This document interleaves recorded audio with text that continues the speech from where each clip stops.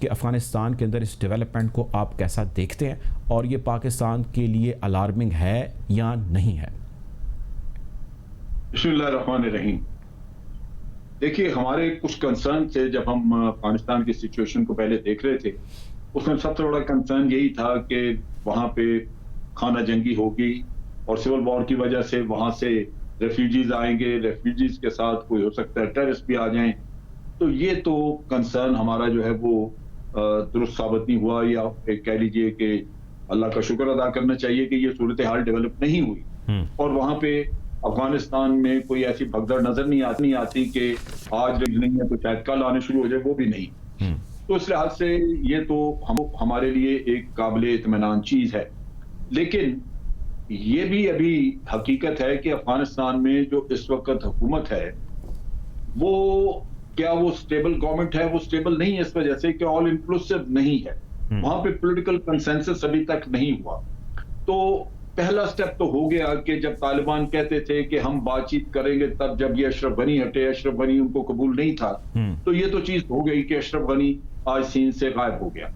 अब मुज़ाकरात होने चाहिए, और जब मुज़ाकरात होते हैं तो उसमें फिर क्या कंसेंसस डेवलप होता है, या ये आपस में कंसेंसस डेवलप नहीं कर सकते, क्योंकि उसमें तो आपको एक दूसरे के स्टांस को समझना होगा, गिव एंड टेक की बात करनी होगी, और गिव एंड टेक अगर नहीं करेंगे आप, ये नहीं होगा। अगर वो ऐसी गवर्नमेंट बने जो कि तमाम तबकात को, तमाम स्टेक होल्डर्स को कबूल हो, यानी दूसरे लफ्ज़ों में सारे अफगानिस्तान को कबूल हो, अफगान भाई खुद फैसला करें, तो हम हमेशा से कह रहे हैं कि वो गवर्नमेंट पाकिस्तान को भी कबूल होगी, लिहाजा हमारे ताल्लुकात उसके साथ बड़े अच्छे होंगे। हमारे एक आप कह लीजिए कि तिजारत, इंटरेक्शन, इकोनॉमिक एक्टिविटी, वो सारी एक अच्छे माहौल में जनरेट की जा सकेगी, कनेक्टिविटी बढ़ाई जा सकेगी। लेकिन अगर इनका कंसेंसस डेवलप नहीं होता तो फसाद तो फिर वहीं का वहीं रहेगा। फिर यहाँ पे अगर अंदर तो खाना जंगी अगर आज नहीं हुई तो इसका ये मतलब नहीं है कि आगे अभी खतरा नहीं है, जब तक कि एक पॉलिटिकल कंसेंसस हो नहीं जाता। फिर आप ये भी ध्यान में रखिए कि हम शुरू से कहते रहे हैं कि यहाँ पे स्पॉयलर्स मौजूद हैं, हम स्पॉयलर्स का जिक्र करते रहे हैं। पाकिस्तान में बड़ी खुशी मनाई जा रही है इस वजह से कि स्पॉयलर जो है वो आज आपको न्यूट्रलाइज हुए नजर आते हैं। अशरफ गनी का जो टोला था वो भाग गया वहां से, इंडिया इररिलेवेंट हुआ। लेकिन क्या ये इस तरह छोड़ देंगे इस सूरत हाल को? वो नहीं छोड़ेंगे। बड़ी बड़ी इन्वेस्टमेंट्स की हुई हैं मुल्कों ने, अमेरिका ने, और ये जो इतनी उन्होंने इन्वेस्टमेंट की, जो मेहनत की, जो सब कुछ किया, क्या वो उन्होंने इसलिए किया था कि ये जगह स्टेबल हो जाए और फिर चाइना आके फायदा उठाए? चाइना को वो पूरी दुनिया में कंटेनमेंट उसकी कर रहे हैं, यहाँ आके कहें जी अच्छा ठीक है, हमने पैसा भी लगाया, 20 साल मेहनत की, स्टेबिलिटी हो गई, अब चाइना यहाँ पे आके अपना इंफ्रास्ट्रक्चर लगा ले और अपने आप को एस्टेब्लिश कर। तो ये वो चीज नहीं है।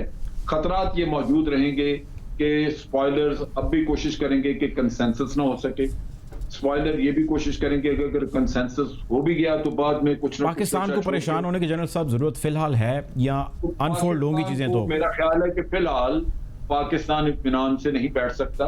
पाकिस्तान को अभी भी कोशिश करनी होगी, हमें मेहनत करनी होगी कि किसी तरह कंसेंसस डेवलप करवाने में हम मुआवन साबित हो, हम मदद कर सकें। और उसमें मदद यही है कि ये जो नॉर्दर्न अलायंस के लोग हैं और जिन जिन के इख्तलाफात रहे हैं तालिबान के साथ, उनको इख्तलाफात को खत्म कराने में अगर कोई हम रोल अदा कर सकते हैं तो हमें करते रहना चाहिए, ताकि कंसेंसस हो और एक ऑल इंक्लूसिव गवर्नमेंट बन जाए जो स्टेबल भी हो और उसकी रिट पूरे अफगानिस्तान पे हो, ताकि वो वहां पे टेररिज्म वगैरह को रोक सके। ठीक है। अच्छा सुमेर, आपकी तरफ आऊँगा। ये बताइएगा, आपने अफगानिस्तान का विजिट भी किया और आपकी वहाँ पे बड़ी अहम मुलाकातें भी रहीं। तालिबान की आपकी अंडरस्टैंडिंग तालिबान के बारे में मैं बहुत मुनासिब समझता हूँ। ये बताएं कि तालिबान किस तरह चलाएंगे वहाँ पे निज़ाम चलाने के लिए, गवर्नेंस करने के लिए, रूल करने के लिए? You need influx of money.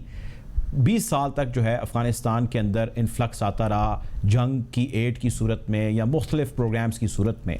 अगर ये ताल्लुकात अपने या अपने जिस तरह जनरल साहब कह रहे हैं इस्तवार नहीं कर पाते, कंसेंसस नहीं हो पाता, तो किस तरह फीड करेंगे वहाँ के लोगों को? आपके ख्याल से क्या पॉसिबिलिटीज हैं?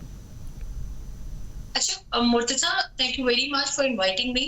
सबसे पहली चीज जो मैं फॉलो करती आ रही थी, अभी भी फॉलो कर रही हूँ, मेरा सबसे बड़ा फोकस तालिबान की गवर्नेंस और पिछली जो गवर्नेंस रही है हुकूमत की, या अभी अगली और पिछली, अभी फिलहाल मेरा ख्याल है हम उसको भी अभी तक डिटरमिन नहीं कर पा रहे, क्योंकि अभी एक ही रात गुजरी है, टॉपल हुई है गवर्नमेंट उनकी, सदर साहब की। बल्कि टॉपल भी मैं इसको क्या कहूँ कि वो खुद ही छोड़कर चले गए मैदान।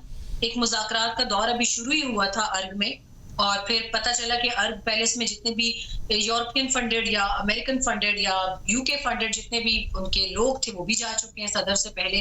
तो सूरत हाल भी वाज़ेह नहीं थी, और मुज़ाकरात का राउंड अभी मुकम्मल भी नहीं हुआ था कि वो चले गए, अपने मुल्क से ही चले गए। तो coming back to this situation, इन दो चीजों में मैंने जितनी भी मर्तबा इस दौरान मेरी इवन तालिबान के स्पोक्स पर्सन के साथ भी बात हुई है, दो फोकस थे उनके, एक ह्यूमन राइट्स वॉच और एक करप्शन से फ्री मुआशरा। हमेशा उन्होंने हर बात में ये दो चीजें बहुत बार दोहराई हैं कि अफगानिस्तान में जितना पैसा अमेरिका ने लगाया, अगर इवन वो भी सही तरीके से इन्फिल्ट्रेट हुआ होता मैसेज तक, तो उस हिसाब से अफगानिस्तान में, या लेट अलोन अफगानिस्तान, सिर्फ काबुल की बात कर लें, काबुल में एक भी भिखारी नजर नहीं आना चाहिए था उस हिसाब से। तो क्या हम जब आते हैं तो इंटरनेशनल कम्युनिटी को पिछला काबुल, पिछला अफगानिस्तान सिर्फ बड़ी बड़ी बिल्डिंग्स देखकर ये नहीं सोचना चाहिए कि अफगानिस्तान में बड़ी बड़ी बिल्डिंग्स अमेरिकी बना गई या फॉरेन फोर्सेस बना गई। कागज के हिसाब से अगर आप चलेंगे तो आपको पता चलेगा कि इवन तालिबान के आने से पहले भी बहुत एक करप्ट मुआशरा था अफगानिस्तान में, और सरकारी ओहदों पर बैठे हुए लोगों की जानिब से हमेशा एक बड़ा एक मनी अब्यूज किया गया है। Money that was aimed at spending for the betterment of Afghan message, वो बहुत से लोगों की जेबों में गया है। तो अभी तो हम आकर वी विल इनकम्पास एवरीथिंग, हम मैपिंग करेंगे कि अभी जैसे खबरें चल रही हैं कि अशरफ गनी साहब 3 गाड़ियां भरी हुई उनकी एयरपोर्ट तक आ गई थी, जिसमें डॉलर्स ही डॉलर्स भरे हुए थे, लेकिन वो ले जा नहीं सके उसको for some reason, I don't know. ये खबरें जो सोशल मीडिया पर चल रही है, और उनके करीबी जराये ने कंफर्म भी किया है कि एक अच्छा खासा जो अमाउंट था वो वापस कब्जे में आया है मिनिस्ट्री ऑफ फाइनेंस की। तो उनका अभी पहला जो है वो सिलसिला कि वो करप्शन के पहले वो सारी कैश बुक्स मेंटेन करेंगे, कहां पर कितना लगा है, कितना लग चुका है, कितना लगेगा, अभी बैंक्स में कितना रिजर्व पड़ा हुआ है। प्लस उन्होंने अभी तक जो इनकम्बेंट सिस्टम था, सेटअप था, मां सिवाय सिक्योरिटी की, security of the city, let's say Kabul, उन्होंने बाकी चीजें नहीं छेड़ी। कस्टम्स हैं, पोर्ट्स हैं, जो कि मेजर एक इनकम रेवेन्यू जनरेशन का जरिया है अफगानिस्तान का, क्योंकि उनके पास किसी किस्म का कोई समंदर नहीं है, लैंडलॉक्ड कंट्री है, तो उनके पास दूसरे मुल्कों से आने वाला जो रेवेन्यू है वो ड्राई पोर्ट्स के जरिए आता है।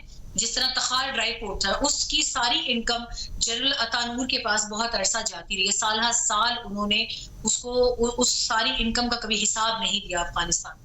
तो उनकी दो सूरत हाल है, एक उनके अंडर कोई ह्यूमन राइट्स वायलेशन ना आए, गो के जो उनके अपने कुछ इश्यूज रिपोर्ट हुए हैं उन्होंने उसके ऊपर इन्वेस्टिगेशंस करने के इंस्ट्रक्शंस दिए हैं, और दूसरा आज सुहेल शाहीन का स्टेटमेंट इस हवाले से है कि हमारी जानिब से आम माफी है लोगों के लिए। वो सब लोग जो किसी भी तरीके से फॉरेन फोर्सेस के साथ एसोसिएटेड रहे हैं, वो कहते हैं हमने पहले भी कहा है, अब भी कह रहे हैं, ना हम किसी के घरों में घुस रहे हैं, तो आप लोग अफगानिस्तान में रहें, रश की सूरत क्रिएट ना करें। Specially he was referring to the incident at airport, जिसमें शायद अमेरिकन फोर्सेस ने डायरेक्ट फायरिंग भी करके 5 लोगों के जान से जाने की इतलात है। तो that was very unforeseen and unfortunate.